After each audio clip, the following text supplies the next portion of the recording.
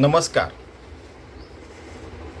आज 78, 78 to 87, 87पर्यंत आपण दासबोध नित्य पाठातल्या ओव्या बघणार आहोत. या माझे सद्गुरू स्वामी माधवनाथांनी 108 ओव्या गोळा केलेल्या आहेत की जे आपण आचरणात रोजच्या आणायला पाहिजे. ठीक आहे. आत्मनिवेदनाचे लक्षण. आधी पहावे मी कोण, मग परमात्मा निर्गुण तो ओळखावा. 8वां दशक, 8वां समास आणि 13वी ओळ. आत्मनिवेदन. निवेदन म्हणजे काय तुम्हाला माहीत असेल की निवेदन ए प्लीज माझं काम करून देणार आहे मॅडम, प्लीज आम्हाला थोडेसे जास्ती मार्क मिळू द्या ना. हो, अर्धा मार्क तरी, समजा 5 मार्काचा प्रश्न आहे, आम्ही जर का निबंध लिहिला असेल तर 3च्या ऐवजी 3.5 मार्क द्या ना. म्हणजे बघा तुम्ही, म्हणजे आम्हाला याला म्हणतात, असं जे बोलणं आहे त्याला निवेदन म्हणतात. तर हे जे निवेदन आहे, भगवंताच्या ठिकाणी आपण निवेदन करतो, भगवंताला आपण समर्पित होतो, त्या आत्म्याला आपण समर्पित होतो, आपला जीव मग भगवंताशी समर्पित होतो. मग आपण भक्त होतो, विभक्त नसावे तरीच भक्त होतो, योगी होतो आणि आपले सगळे कर्म कसे भगवंताला आवडेल असे होतात. तर हे लक्षण आपल्यात आचरणात यायला पाहिजे, हे सगळे गुण आपल्यात यायला पाहिजे. त्याकरता आपण सगळ्यात पहिले काय करायला पाहिजे? समर्थ म्हणतात, आत्मनिवेदनाचे लक्षण. आधी पहावे मी कोण. आपण स्वतःला कोण आहोत ते जाणून घ्यावं, मग परमात्मा निर्गुण तो ओळखावा. आपण ओळखा म्हणतो त्यावेळेला ओळखावा म्हणायची. ठीक आहे. म्हणजे फारशी भाषा बदललेली नाही आहे. ज्ञानेश्वरी समजा 900 वर्षापूर्वी लिहिल्या गेली असेल तर तिची भाषा थोडी वेगळी आहे. 56 भाषा त्याच्यात आहेत, पण ही मराठी भाषा प्राकृत मराठी आणि म्हणजे थोडीफार सारखीच 1600मध्ये लिहिलेलं असणार. जास्ती 300 वर्षात जास्ती भाषा बदललेली नाही आहे. पण जर का आपण त्यावेळेला बखरी वगैरे तुम्ही बघितल्या तर खूपच वेगळी भाषा वाटते. मग अरे आपण कोणती भाषा वाचतो असं वाटतं. ठीक आहे, पण यात जास्ती फरक नाही आहे. आत्मनिवेदनाचं लक्षण काय आहे की आपण स्वतः कोण आहे असं जाणावं. अरे आपण तर सगळे साधू संत म्हणतात की आपण देह नाही, मन नाही, बुद्धी नाही, आत्मा नाही, हे नाही, ते नाही, काहीच नाही. म्हणजे हे निगेशन, नाहीचा पाढा करतात. मग आपण आहोत कोण? या सर्वांच्या पलीकडे असलेला आत्मा आहोत. मग परमात्मा निर्गुण. मग तो निर्गुण परमात्मा जो आहे, परमात्मा सर्वत्र जो असतो आहे, त्याला ओळखायचं. ओळखायचं म्हणजे काय करायचं की त्याची खूण आपल्याला प्रत्येक ठिकाणी जाणवते. की अरे, स्वामी विवेकानंद म्हणायचे ना की 100 वर्षापूर्वी आपण नव्हतो, 100 वर्षानंतर आपण राहणार नाही. मग आता जे आपल्याला मिळालेलं आहे जीवन, त्याचं आपण काय करायचं? तर भगवंताला जाणून घ्यायचं की प्रत्येक कर्मात, प्रत्येक धर्मात, प्रत्येक ॲक्शनमध्ये, प्रत्येक जे काय सुरू आहे त्याच्यात भगवंताला शोधायचं. आणि मग हळूहळू आपल्याला ती सवय होऊन जाते आणि आपल्याला मग लक्षात येतं की अरे काय भगवंताची लीला आहे. हे वाक्य तुम्ही खूप आजोबा लोकांकडून ऐकलं असेल. आणि हळूहळू ते कळायला लागतं, आपल्याला ओळखायला यायला लागतं. आपण स्वतःला शोधता शोधता आपण भगवंताला शोधून घेतो, असं होऊन जातं. सोहम आत्मा स्वानंद घन, अजन्मा तो तूची जाण, हेची साधूचे वचन सुदृढ धरावे. काही जणांच्या ठिकाणी सदृढ धरावे लिहिलेलं आहे, काही दासबोधांमध्ये ज्या प्रति निघाल्या त्याच्यात सुदृढ धरावे असं लिहिलेलं आहे. 79, 8, 8, 33. 8वां दशक, 8वां समास, 33वी ओळ. स्वामी स्वरूपानंद असो की स्वामी माधवनाथ असो की कित्येक संप्रदायातले लोक असो आपल्या सनातन धर्मामध्ये, अयमात्मा गुडाकेश ये लिख के रखिए. सोहम आत्मा स्वानंद घन, अजन्मा तो तूची जाण. हे आपल्या घरात सगळ्या दारांवर, सगळ्या ठिकाणी लिहून ठेवा की आपण आत्मा हे विसरायचं नाही. जो अजन्मा आहे, ज्याला काहीच जन्म नाही आहे, म्हणजे तो जन्मरहित आहे, जो कधी जन्माला येत नाही, कधी तो जगत नाही, कधी मरत नाही, असा जो आत्मा आहे तो आपण आहोत. हे साधूचे वचन सुदृढ आहे, हे आपण पक्क मनात ठरवावं. म्हणजे मग त्यानंतर काय होतं की आपल्याला चांगल्या वाईट गोष्टी तर कळतातच, पण आपल्याला जीवनातले चढ उतार, जीवनातल्या चांगल्या वाईट गोष्टी कळतात आणि आपण वाईट मार्गावर जातच नाही. आपण नेहमी शूरस्य धारा निशिता दुरते असं चांगल्या मार्गावर चांगल्या मार्गावर चांगल्या मार्गावर जातो. वाईट मार्ग हळूहळू आपल्यापासून हळूहळू तो दूर होऊन जातो. आणि सुदृढ मनात एकदम सुदृढ बसतं की अरे आपण आत्माच आहो. आपल्या हाताने बरोबर जे काय आपण बोलू ते भगवंताचंच बोलू. जे काय कर्म होत आहेत ते भगवंताचेच होतील आहेत आणि होत आहेत आणि होणार आहेत, याच्यावर आपला विश्वास बसतो. आपण दिवसेंदिवस भगवंताशी एकरूप होऊन जातो, योगी होऊन जातो, भक्त होऊन जातो. आणि सतत की 2 क्षण आपल्याला फक्त अनुभवाला असं नाही, सतत.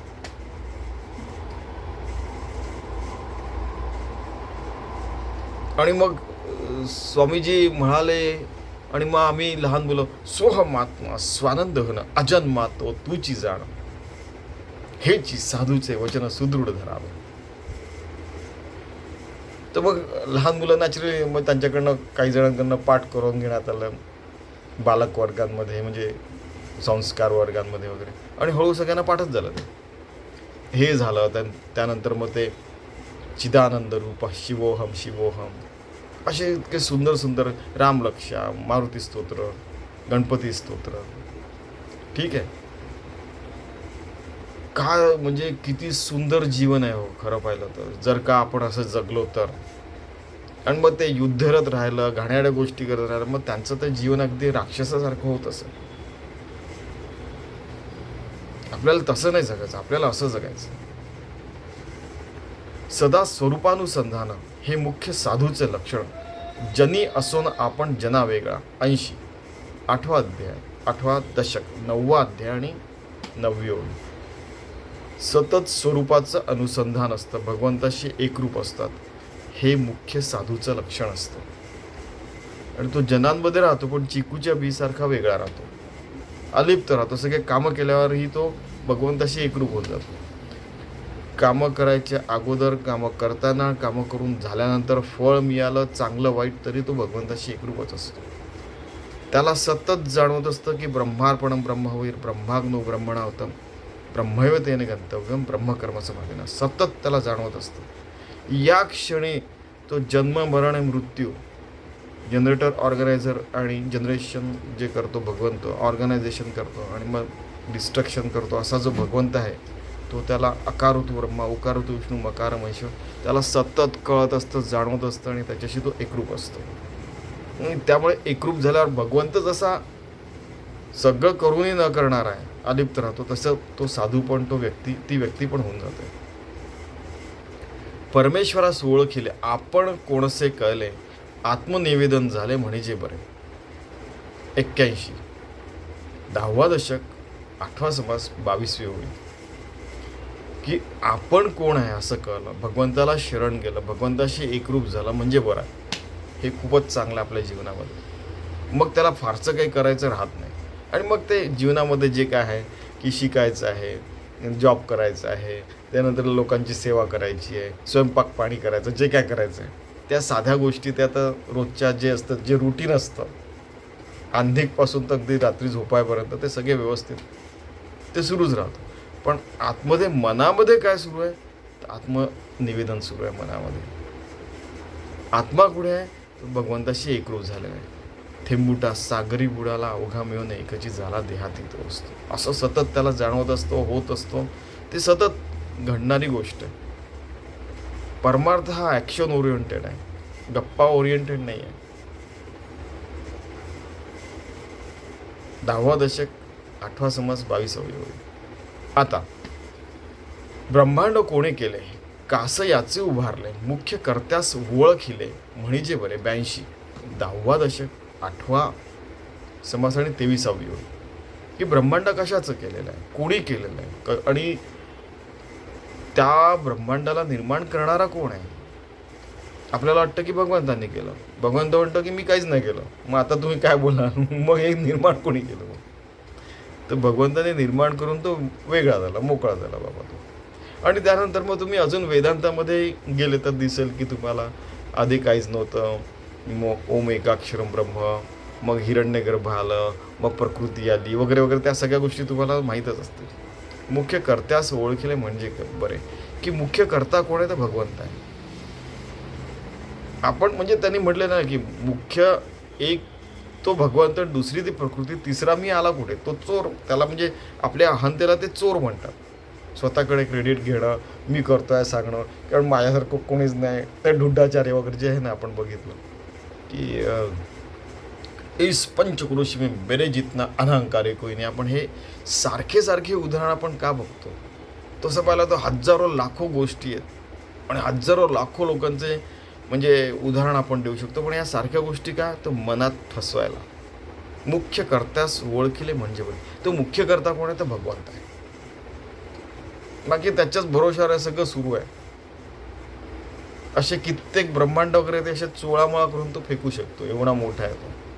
असे अनंत कोटी ब्रह्मांड, जसे लहान मुलं मातीचा ढीग बनवतात, नंतर मग त्याचा किल्ला तयार करतात दिवाळीमध्ये म्हणा, किंवा समुद्राच्या किंवा गंगेच्या वाळूमध्ये, किंवा आपल्या जवळच्या नदी किंवा ओढ्याजवळ किंवा तलावाजवळ, किंवा घरी पण बांधकाम असेल तर वाळू येते, रेती येते, वाळू म्हणा रेती म्हणा, त्याचा किल्ला बनवतात आणि ज्याला आम्ही तोडेंगे आणि त्याच्यावर जाऊन उड्या मारतात.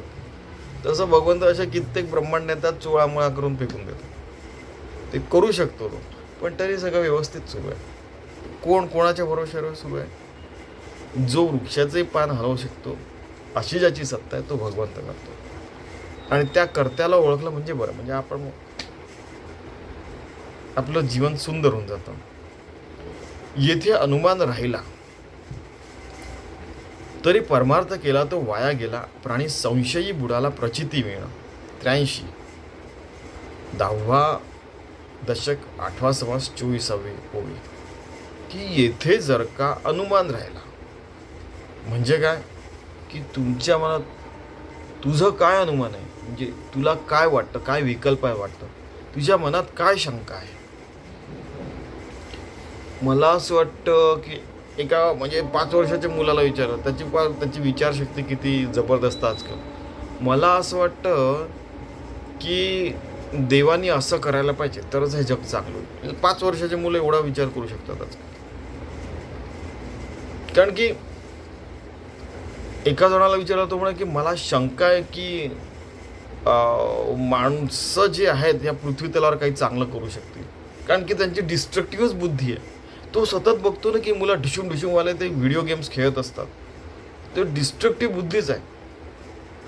आणि नंतर मग बरेचदा मग मी बघितलं यार की हो खरंच लोक की ते तुम्ही बघा ते ढुशूमवाले सिनेमे का बघतात. आपण बघायचं आतमध्ये ते ढिशूमवाले सिनेमे, की आपल्या मनात काय होतं, की मग तेव्हा असं लक्षात येतं की ते जे आपल्या मनात ती जी हे असते, हिंदीमध्ये खुन्नस असते, की यार बुरी चीजों को मैं नष्ट कर डालूंगा, की वाईट गोष्टींचा मी नायनाट करून टाकेल नेहमी करता आणि सगळं जग खूप सुंदर करून टाकेल, अशी त्यांच्या मनामध्ये ती एक धारणा असते आणि एक इच्छा असते. त्या दृष्टीने ते बघत असतात सिनेमा किंवा ते गेम खेळत असतात, की मैं पुरे राक्षसों को नष्ट करून डालूंगा.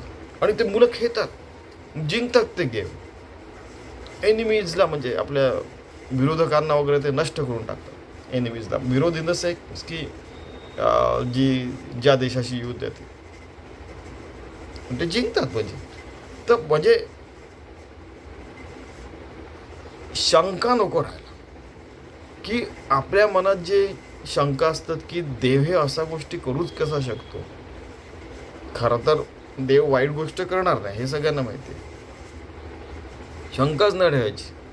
आपल्या व्यक्तीला शंका ठेवायची नाही की जी व्यक्ती भगवंताशी एकरूप झालेली आहे, जी व्यक्ती साधू आहे, संत आहे, ते वाईट गोष्टी भारतामध्ये करूच शकत नाही.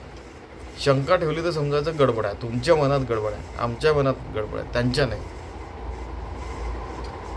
कारण की असं केलं तर आपला परमार्थ वाया जातो आणि प्राणी संशयी बुडाला प्रचिती, मग त्याला खरा अर्थ आणि खरी प्रचिती असते ती येत नाही. खरी प्रचिती काय, की आपण भगवंताशी एकरूप आहे, आपला जीव परमात्म्यात विलीन झालेला. काल आपण बघितलं की आपला जीव शुद्ध झाला, आपला जीव शुद्ध झाला म्हणूनच परमात्म्यात विसरलेला. मग परमात्म्यात विसरला, थेंबुडा सागरी बुडाला अवघाम येऊन एकची झाला. मग आपण मग पुढलं जीवन जगणार कसं?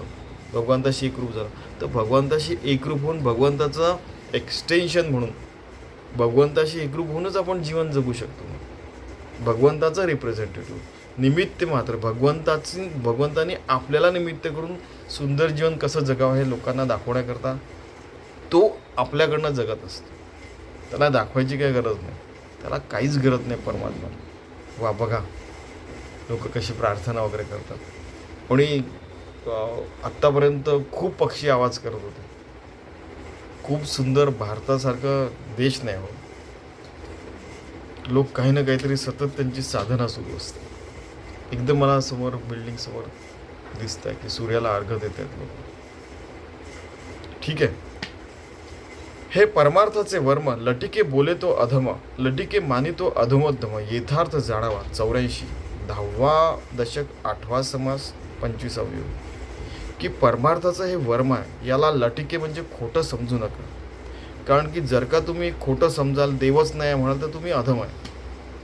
आणि देवाला वाईट बोलाल किंवा त्या देवाच्या भक्तांना वाईट म्हणाल आणि त्या सगळ्या गोष्टींना तुम्ही खोटं समजा, तर तुम्ही अधमोद्धम, अगदी राक्षसी प्रकृतीचे आहात असं तुम्ही जाणावं स्वतःला.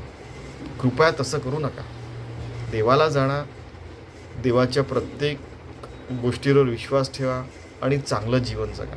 प्रत्येक श्वासागणी, प्रत्येक डोळ्याचे झापीने, प्रत्येक विचाराने, प्रत्येक कर्माने आणि प्रत्येक व्यवहारात आणि लोकांशी चांगलं वागणं बोलणं ठेवताना पण. श्रवण मनन निदध्यास, प्रचितीने बाळता विश्वास, रोकडा साक्षात्कार सायास करण्याची नलगे.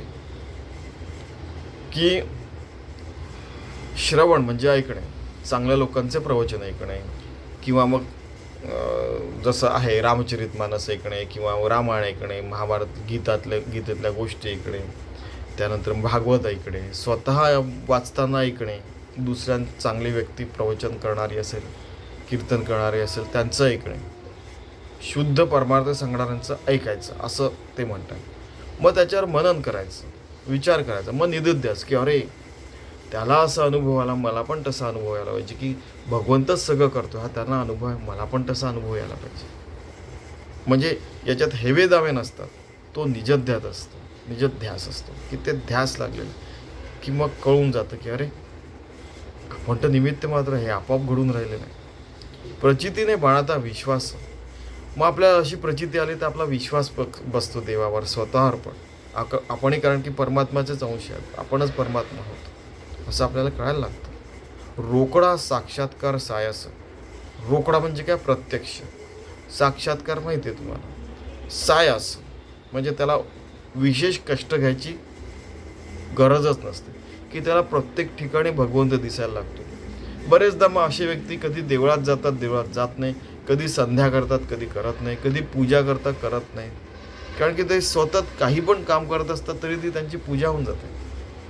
पण तरीही ते चांगलं जगायचा प्रयत्न करतात. तरीही श्रीकृष्ण जसे पूजा करायचं की नाही, ती आपल्याला गोष्ट माहिती आहे की एकदा श्रीकृष्ण पूजा करत होते, तितक्यात नारद आले, ते चुपचाप बसले.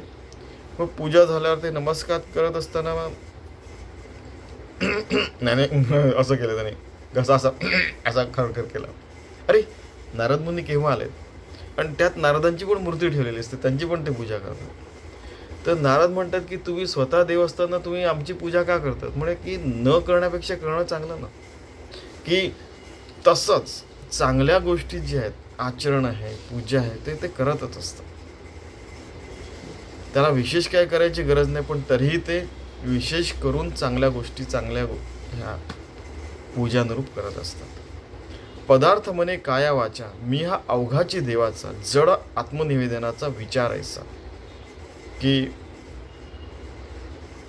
पदार्थ आता म्हणजे त्या पदार्थाला काही पण म्हणू शकतं की मला हे पाहिजे, ते पाहिजे, मला पॉवर पाहिजे, सत्ता पाहिजे, पैसे पाहिजे, असं पाहिजे, ते पाहिजे. जे पदार्थ याच्यात कायावाचा लावणं योग्य नाही. देवाकडे आपलं मन लावणं जास्त योग्य आहे. की जेवढं आवश्यक आहे, need base not greed base, आवश्यकतेकरता करणं योग्य आहे. पण त्याच्याच मागे लागले की खूप पैसा झाला, 1 अब्ज रुपये कमवले, पण नाही अजून पाहिजे, अजून पाहिजे, अजून पाहिजे. पैसे तर कमवत आहेत पण जॉब निर्माण नाही करत आहे. पैसे तर कमवत आहेत पण टॅक्स भरत नाही आहे. पैसे तर कमवत आहेत पण त्याच्याबरोबर करप्शन पण वाढत आहे.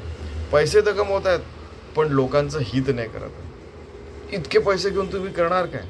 एकदा गंमत आम्ही करत होतो की एका व्यक्तीजवळ 100 अब्ज डॉलर्स झाले, $100 बिलियन. त्यावेळेला म्हणजे खरं तर 50 रुपये $1 होतं. आता समजा 87 रुपये वगैरे. तर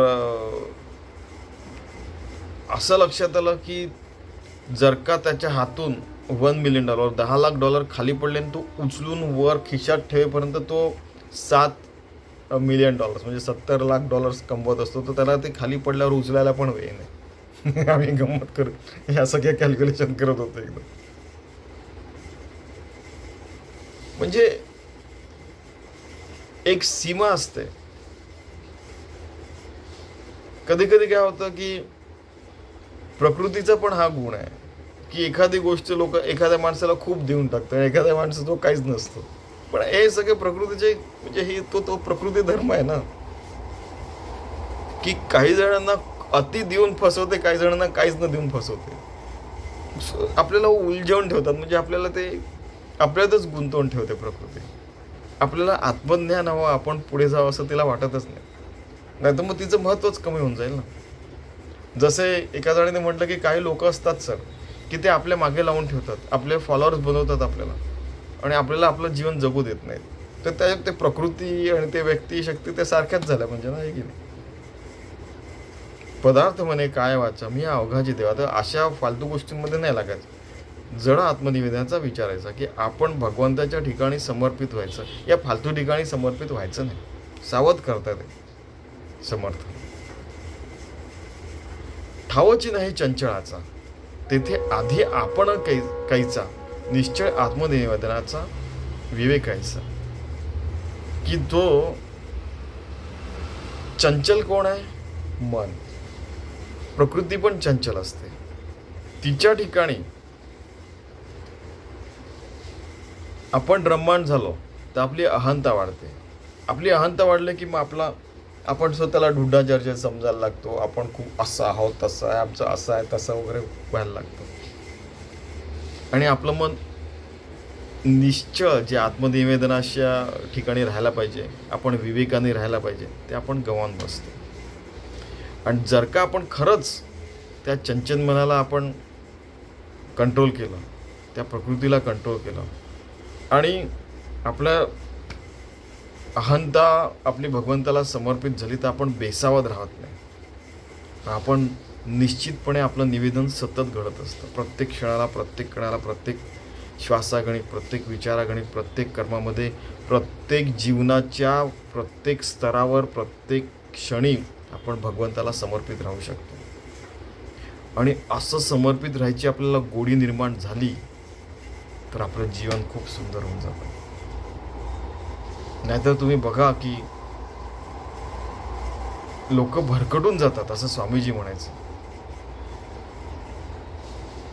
मग त्यांना पुन्हा जागेवर आला, रे आपण मग आता इतकी 50 वर्ष आपण केलं काय हो. एका व्यक्तीने, कारण की 30व्या वर्षापर्यंत खूप चांगली साधना केली होती, पण त्यांच्या जीवनात काहीतरी नुकसान झालं, काहीतरी कोणी नापास होतो, कोणाचं बिझनेसमध्ये नुकसान होतं, कोणाची कोणती तरी व्यक्ती जाते, कोणाचं काहीतरी अजून होतं, कोणाचं ॲक्सिडेंट होतं, कोणाची कारच चोरीला जाते, त्यानंतर त्यांचा विश्वास उडून जातो वगैरे, असं गोष्ट घडली. आणि त्यानंतर 50 वर्ष 60 वर्ष त्यांनी काहीच केलं नाही. मग अचानक ते 87व्या वर्षी वगैरे असं काहीतरी, म्हणजे 80च्या वरच होते, ते आले. म्हणे काय झालं, तुमचा देवावरचा विश्वास का उडाला? म्हणे अशी, ते एका गोष्टीने विश्वास उडू शकतो, पण एका गोष्टीने तुमचा विश्वास बसू का नाही शकत. हा जो एकदम एक्झॅक्टली अपोजिट, अगदी विरुद्ध प्रश्न आपण याच्यावर आपण कधी विचारत नाही करतो. रे यार, असंही असू शकतं. हो,